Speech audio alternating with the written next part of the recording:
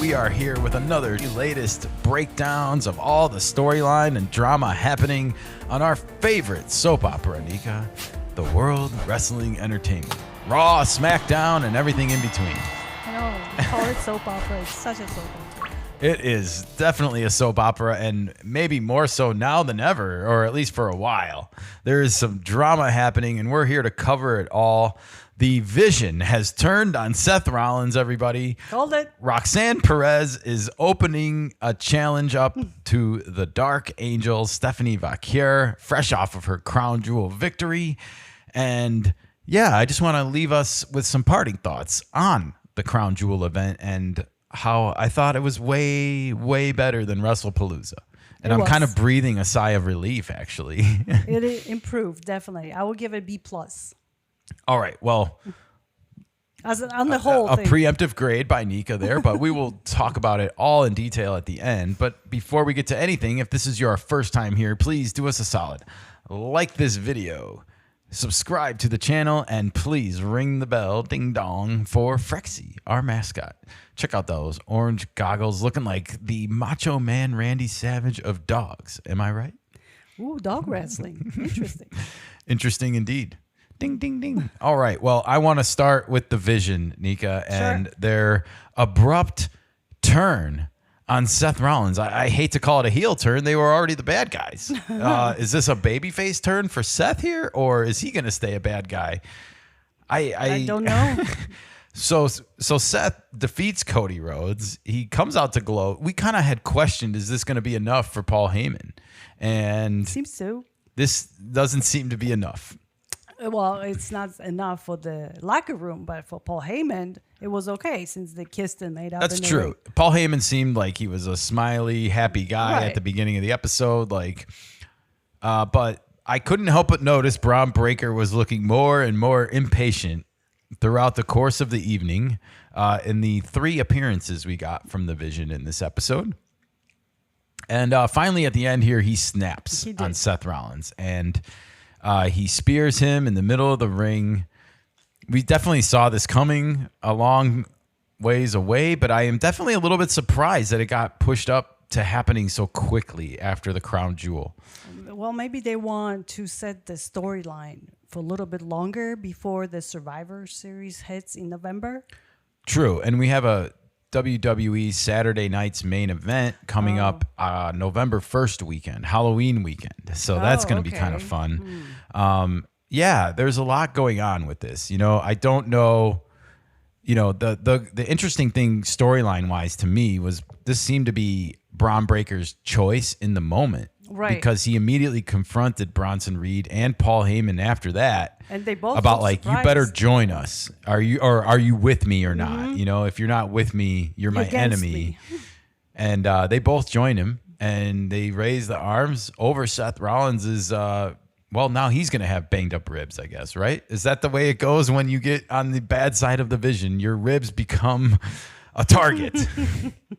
Now the question is who's going to be aligning now with Seth Rollins after the breakup. Yeah, this is really interesting. Also, I wanted to point out, I don't know where this leaves Seth Rollins because CM Punk, right before this, became the #1 contender for Seth Rollins' World Heavyweight Championship belt that's around his waist.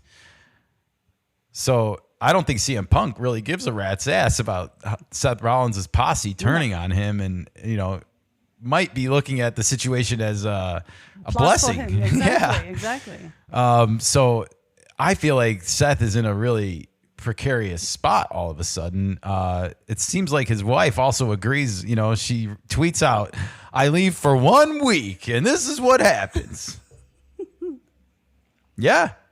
That's what happens. Behind every great man is a even better woman, they say. And, well, Becky, might want to stay around Seth because when you're not there, bad things happen to him. Yeah, I think she's going to clean house. Well, she definitely needs to make her presence known next week somehow with these idiots. Yeah. Or the knuckleheads, I should call them. They are definitely a group of knuckleheads. I don't think they're going to make up and become a division again. No. This is we go our separate ways situation.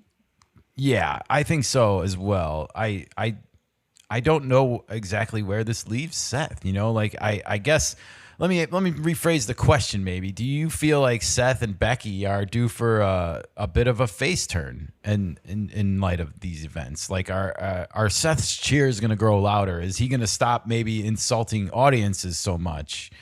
Is he going to become kind of a tweener where he's not a bad guy and not a good guy declared, but he is a fan favorite. You can't deny it. The people love his music. Yes, and I think he will walk that line for a little bit. I do too, but I think his cheers go up. I think he stops picking on the audience so much and starts picking on Paul Heyman and Braun Breaker and Bronson Reed a little bit. And there might be somebody by his side later on that will support that situation. Yeah, because there are a lot of other guys that know what Paul Heyman does. Well, there's weird dissension in the ranks happening all over between you have Jey Uso, CM Punk, and LA Knight that are kind of in a cahoots with each other as far as like a feud, but you also have Roman Reigns, Jimmy Uso, and Jey Uso who are all kind of on the outs with each other as a very good point. Bloodline right now. There's dissension in the ranks there, and now we see dissension in the ranks with the Vision.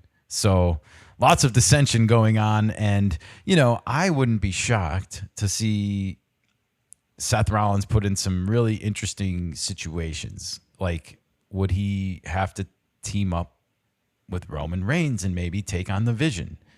Or would he have to team up with Jey Uso and take on the Vision? Or, oh, gosh forbid, what if it's CM Punk in a tag team match on Saturday night's main event or something like that coming up? I could easily see these things happening and creating more conflict, more drama. You have to probably squeeze LA Knight into that whole equation. Well, absolutely. He's part of the whole Jey Uso and CM Punk and that triangle. Yeah. And he's not going to go away. He's popular and he's funny. Right. When he remembers his lines, especially. His music is good. He's very Cyberpunk 2077. Definitely. So I love that comparison. It just won't go away from every time his music hits. I think like I want to hit my my motorcycle and go cruise around Chooms. Night City. Yeah, do some quests. All right. Well, I think we're caught up on the Vision and their whole double cross here. And not exactly sure where this leaves Seth, but we have other things to discuss. I want to talk about our favorite in the women's division, La Primera, the Dark Angel, Stephanie Vaquer, the women's world champion. It's funny how we both love the world champions in both men's and women's divisions right now. I think they're our two favorites. Yeah. But Stephanie gets kind of a new feud out of the gate, fresh off of her crown jewel victory over the WWE women's champion, Tiffany Stratton. Roxanne Perez comes out and announces herself as the rightful challenger to the women's world championship because she is the last person to have defeated Io Sky. And boy, oh boy, are you buying Roxanne's reasoning here? No, I'm not buying her reasoning, but I don't mind the match that's going to come out of it. Yeah, I'm not buying it either. I don't mind the match either. We got two Latin... well, I guess Chile is not necessarily Latin America, but Spanish-speaking performers going head-to-head with each other. Nice friendly matchup of dark-haired angels, I guess. Yeah. I loved Stephanie's response when she told Roxanne to stop crying. I love this kind of banter and the way she said it, why don't you stop crying about it? Like very proper, formal. And I think it adds to Stephanie's authenticity as a character. Like just, she's not doing anything out of the ordinary here. She's not trying to be something she's not. She's herself. She's a noble champion. Exactly. And she wants to be the champion, so they're going to throw Roxanne into the mix. Yeah, it's a good mini match. feud. We'll see how much distance they get out of it, how much they have planned, I know, and how well they work together, because I don't think we have seen Stephanie and Roxanne in a match yet. We have not. So we'll be good to see. Well, I wrote down this could be a Saturday night's main event matchup as well. And, that I know in the past Saturday night's main event in July, I remember vividly that because Evolution was like the next day, they didn't have any women's matches on the card. And that was a big mistake in my view. And they need not repeat that same mistake if it were me, because I just feel like there's too many eyeballs watching a potential WWE event that's on NBC. I want to remind people, this is on your local NBC affiliate, like in prime time on a Saturday night. It's not worth it to not have a women's match, because that's how you got involved with all of this, was seeing that part of it. Yeah. And if you had just seen men's matches, I don't know if you would be it's not the same. into it as much. The women's matches are very interesting.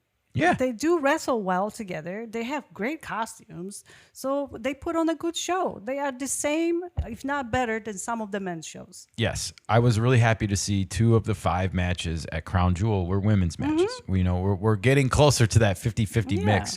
There's just too much colorful outfits. There's too much show business to it that they're missing out on. The sparkles. Yes, the hair, the makeup, the music, the moves. All part of it. The TNA, I mean, all of it. It sells. Absolutely does. Well, they need to have these matches on NBC. And if they don't have one, I'm going to be severely disappointed. Well, so you have an outlet to speak your mind. Thank you. Well, I want to end this with saying that the Crown Jewel event, in my opinion, was significantly improved over the previous offering on ESPN's debut, WrestlePalooza. I think that whole event left a bad taste in people's mouths. It didn't feel like a well put together event. It felt rushed. It felt like they weren't ready, and they kind of shoehorned the event in, if you remember, and it came across that way. Yep, I hate to say it. Sure did. This felt a lot better. It felt natural. It felt like these were actual storylines that have been worked on and were executed, and they gave us the unexpected. And that's so. Good job getting back on track. And I want to give a nod to a few matches that we saw. John Cena and AJ Styles. Phenomenal match. Great work inside the ring. I love seeing these old moves. The tombstone, everybody. The Undertaker's finisher busted out by John Cena. He continues to do these tribute moves, and I love it. I love that he's kind of going out this way by giving a nod to some of his heroes and favorites. Dirty Dom continues to cause problems both in and out of the ring. Last night, he pins Penta after hammering him. Literally, he grabbed a hammer from ringside that they used to ring the bell with, and he tucked it in his boot after he had whacked Penta with it, and then proceeded to kick him in the head with it. Obviously, none of this is really happening, but it was sure great theater and drama as he just continues to live up to the dirty name, man. And people love it. They love it and they chant it. There's a saying in show business, like, you only stop when the gag has run out. And I don't know how they do it, but they keep coming up with gags for him. And it never gets old. It's funny every time. It is. And he is a great performer for that. He's walking this line. He's not really bad, but he's not really good either. Exactly. He wins with the dirty tricks. He does. Well, Dirty Dom's evening was not over. No. He approached Adam Pearce in the back as he was having a conversation with AJ Styles, which led to him sort of inadvertently planting this tag team championship matchup for the Judgment Day. JD McDonough and Finn Balor have to now take on AJ Styles and Dragon Lee for the tag team titles, and it's all Dominic Mysterio's fault. And boy, oh boy, I wonder if they're going to be happy about this, Nika. Dissensions in the ranks? Well, we've had some hints and some drama between the Judgment Day and Dirty Dom, and you just wonder when this is all going to come to a head, because it's not a matter of if, it's a matter of when. And then you fit the Los Grandes Americanos. And by the way, don't want everyone to forget about her. Liv Morgan will come back someday. And I don't think her and Dom are going to break up. She always talks about him on social media still, even while she's not here.